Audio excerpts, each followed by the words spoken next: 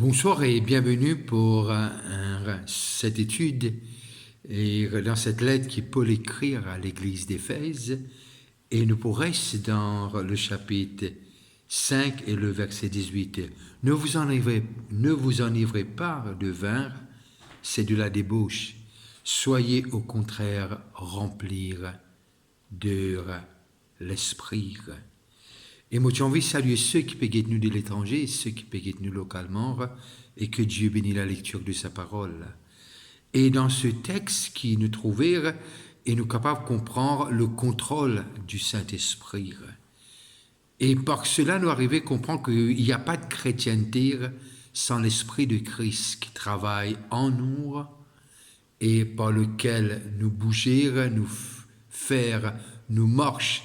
Cette marche qui n'appelle nous pour marcher et que le Saint-Esprit aussi travaille à travers de nous par sa puissance.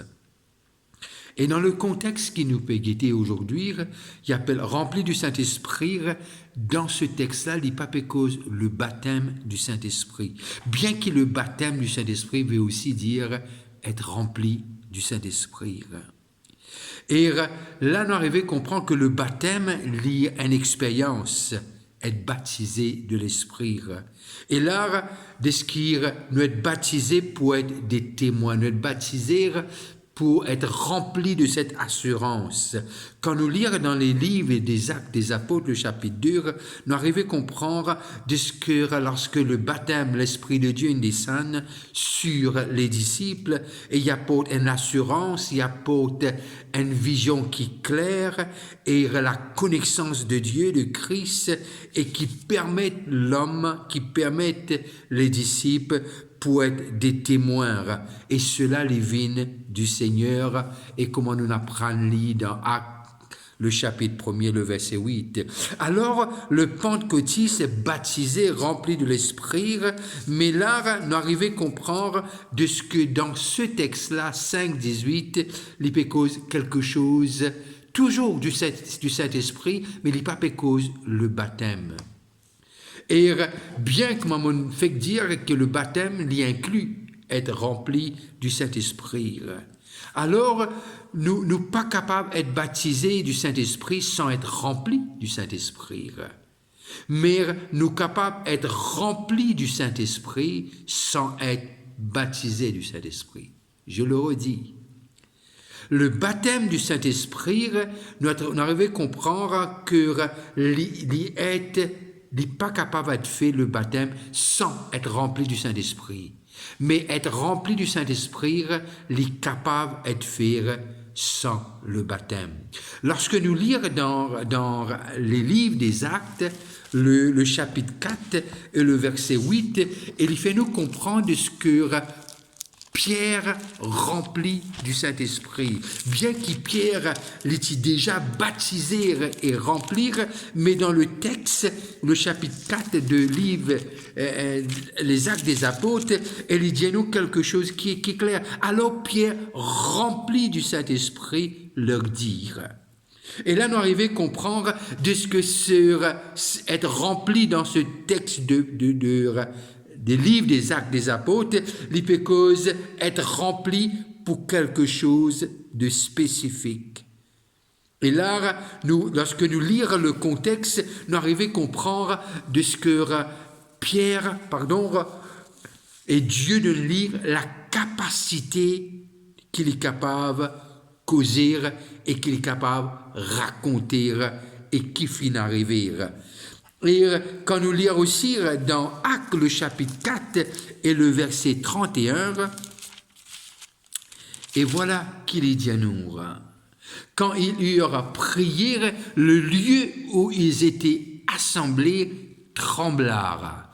Ils furent tous remplis du Saint-Esprit et ils annonçaient la parole de Dieu avec assurance. Et là, nous trouvons aussi de ce que le Saint-Esprit, ceux qui étaient baptisés, remplir, et les cause encore, si on est capable de dire, remplis du Saint-Esprit. Et quand nous lisons dans le chapitre 14 et le chapitre 13, et le verset 9, et voilà qu'il dit, 13, verset 9, pardon. Il dit, alors Saül, appelé aussi Paul, rempli du Saint-Esprit, fixa le regard sur lui et dit, alors Paul, cet homme qui est possédé et il est rempli du Saint-Esprit, et voilà qu'il cause avec cet homme. Et là, nous trouvons encore remplir point de but spécifique. Alors, quand nous lisons dans Éphésiens le chapitre 5, le verset 18, il y a un contexte entièrement différent. Quand on arrive dans Luc, le chapitre, l'évangile de Luc, le chapitre 4, et le verset 1er, et voilà nous un épisode de Jésus-Christ. Un épisode de Jésus-Christ. 4, le verset 1er. Jésus, rempli du Saint-Esprit, revint du Jourdain, et il fut conduit par l'Esprit dans le désert. Et quand nous lisons dans Jean aussi, toujours l'Évangile, le chapitre 3, et le verset 34, 3,34, et voilà qu'il dit nous. Car celui que Dieu a envoyé dit la parole de Dieu, parce que Dieu ne lui donne pas l'esprit avec mesure. Il parle remplir d'une dimension. Et aussi, quand nous pouvons toujours lire dans Actes des Apôtres, le chapitre 6, Actes des Apôtres, le chapitre 6, et le verset 3 à 5, les causes de deux personnages clairs et les causes dans ce chapitre, et les dire, voilà, tu as un besoin. Et le verset 3 à 5 du chapitre 6 dit nous comme ça, c'est pourquoi, frères, choisissez parmi vous 7 hommes de qui l'on rend un bon témoignage, qui soit plein d'Esprit Saint et de sagesse. Et quand on arrive, le verset 5, il dit, cette proposition plure à toute l'assemblée. Ils élurent Étienne, homme plein de foi et d'Esprit Saint. Et là, nous trouvons de ce que Étienne était rempli. Étienne cause nous de ce que l'était remplir constamment. Remplir et aussi pour des choses spécifiques. Et quand nous arrivons, continuer à lire dans Actes des Apôtres, le chapitre 11, le verset 24, lorsque les causes de Barnabas, les dire, les tiennent en bon. Si nous guettons ensemble. Actes des Apôtres 11, 24. Et qu'il dit, car c'est un homme de bien, plein d'Esprit Saint et de foi. Et nous arrivons à comprendre de ce qu'est, comment Actes des Apôtres explique-nous. Et arrivé le chapitre 13, le verset 52, et voilà qu'il dit nous encore. Il dit nous, tandis que les disciples étaient remplis de joie et du Saint-Esprit. Alors, nous arrivons à comprendre dans Éphésiens, le chapitre 5, le verset 18, le verbe, c'est le présent. Comme l'anglais dit nous, est present continuous, qui veut dire, il besoin de quelque chose qui toujours remplir, être constamment dans une condition permanente, être rempli du Saint-Esprit et une situation, une position, un état qui ne pas changer. Et c'est ça que Paul peut dire. Et il montre-nous de ce que nous besoin être comme Étienne et Barnabas. Et aussi Paul, être rempli toujours du Saint-Esprit, constamment. Mais lorsque pour nous amener ça en pratique, et là, nous besoin comprendre et qu'il n'y pas une expérience liée au quotidien. Nous être baptisés du Saint-Esprit. Et nous arrivons à comprendre ce qu'être baptisé est aussi rempli. Mais là, Paul peut dire, en Éphésiens, que ce n'est pas une expérience, j'ai besoin d'être toujours rempli. Mais nous devons comprendre aussi, quand nous guettons le texte, de ce que Paul peut cause d'un personnage. Moi, peut cause d'une personne de la Trinité. Son nom, c'est le Saint-Esprit. Nous avons cause une influence, nous avons cause un liquide qui verse dans des vases, lit beaucoup plus que cela. L'Esprit de Dieu en nous, faire nous vraiment faire des choses différemment. D'être rempli, qui veut dire vraiment être possédé dans nos pensées, et qui veut dire par l'Esprit de Dieu, veut dire être rempli, sous le contrôle. Penser, nous les cœurs et aussi nos volontés. Rempli du vin, comme on l'a causé avant, pas du vin, et très souvent, des fois, il prend contrôle de nous. L'alcool prend contrôle de nous. Et il fait cette différence, il dit, il ne fallait pas nous être comme ça, mais comment c'est possible d'être rempli du Saint-Esprit? Et là, nous arrivons à comprendre être rempli du Saint-Esprit, selon Paul, à l'Éphésiens, c'est un commandement. Il dire bifil.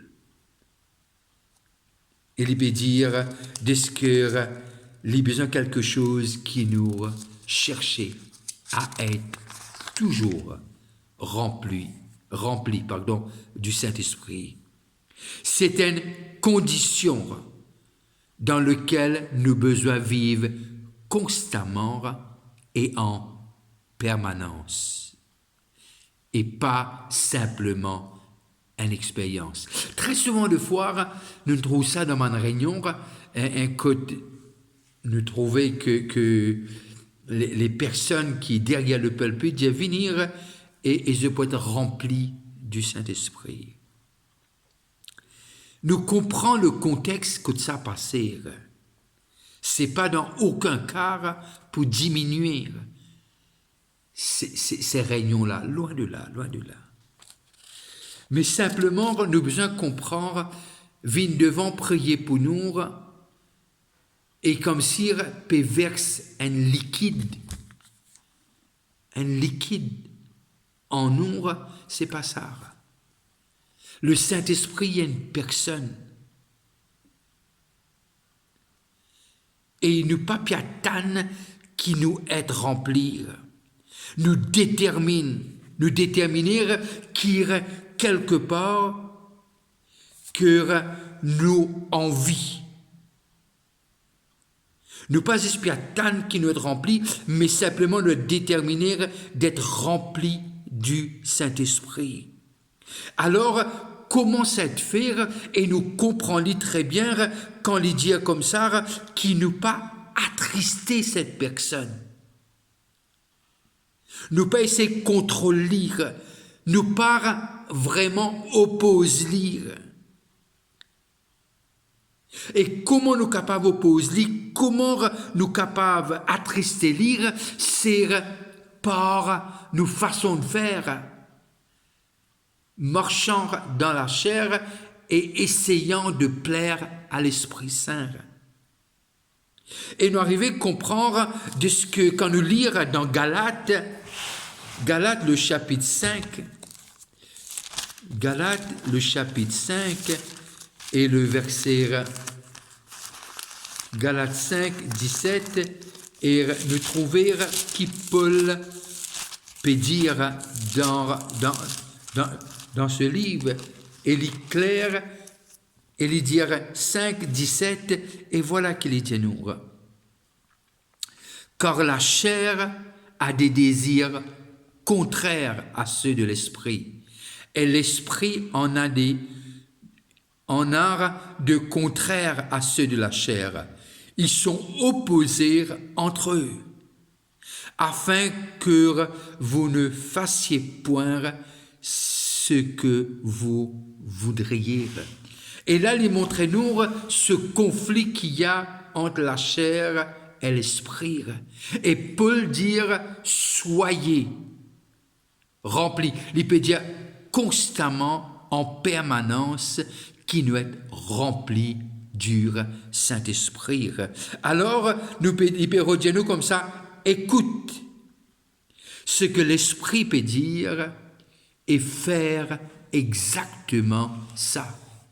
À ce moment-ci, nous pouvons être toujours remplir du Saint-Esprit. Et quand nous lisons dans 2 Corinthiens, le chapitre 6, 2 Corinthiens, le chapitre 6 et le verset 14 à 16, ne vous mettez pas avec les infidèles sous un joug étranger, car quel rapport y a-t-il entre la justice et l'iniquité, ou qu'y a-t-il de commun entre la lumière et les ténèbres? Quel accord y a-t-il entre Christ et Bélial, ou quelle part a le fidèle avec l'infidèle? Et le verset 16, quel rapport y a-t-il entre le temple de Dieu et les idoles? Car nous sommes le temple du Dieu vivant. Comme Dieu l'a dit, j'habiterai et je marcherai au milieu d'eux. Je serai leur Dieu, ils seront mon peuple. Et le verset 19 et 18, et voilà qu'il dit, je serai pour eux un père, et vous serez pour moi des fils et des filles, dit le Seigneur Tout-Puissant. Et là, nous arrivons à comprendre de ce que c'est quelque chose qui nous fait vraiment nous un choix.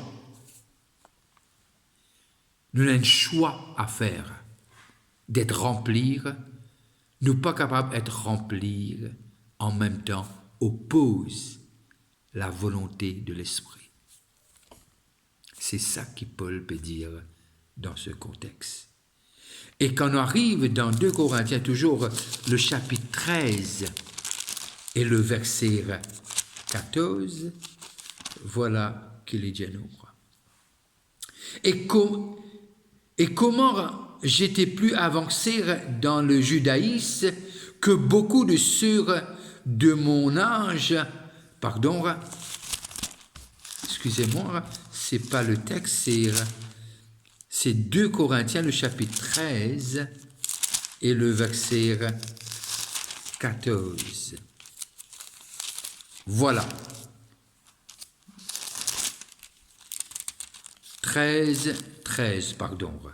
2 Corinthiens 13, 13.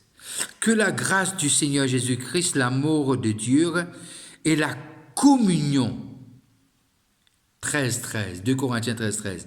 Que la grâce du Seigneur Jésus-Christ, l'amour de Dieu et la communication du Saint-Esprit soient avec vous. Et c'est le souhait qui nous capable d'être constamment à l'écoute de ce que Dieu a envie de nous à travers de son Esprit Saint. Et là, nous arrivons à comprendre ce que Paul peut dire, soumettez-nous, qui veut dire nous avons un choix à faire. Soumettez-nous à l'Esprit et nous pouvons toujours être remplis de l'Esprit. Nous soumissions les volontaires. Nous soumissions les un désir qui sort de nous. C'est un choix de faire plaisir. Aujourd'hui, dans le royaume de lumière, mais c'est un choix pour nous dire à Dieu, nous envie d'être soumis à toi. Pas par force, mais par amour. Et quand on arrive à lire dans Pierre, 2 Pierre N, 21, et voilà 2 Pierre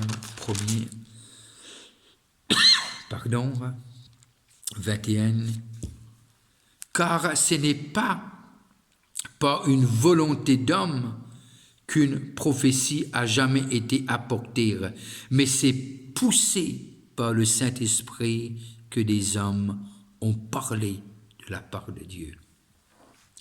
Et là, on arrive à comprendre de ce que Dieu nous dirige. L'Esprit de Dieu nous dirige.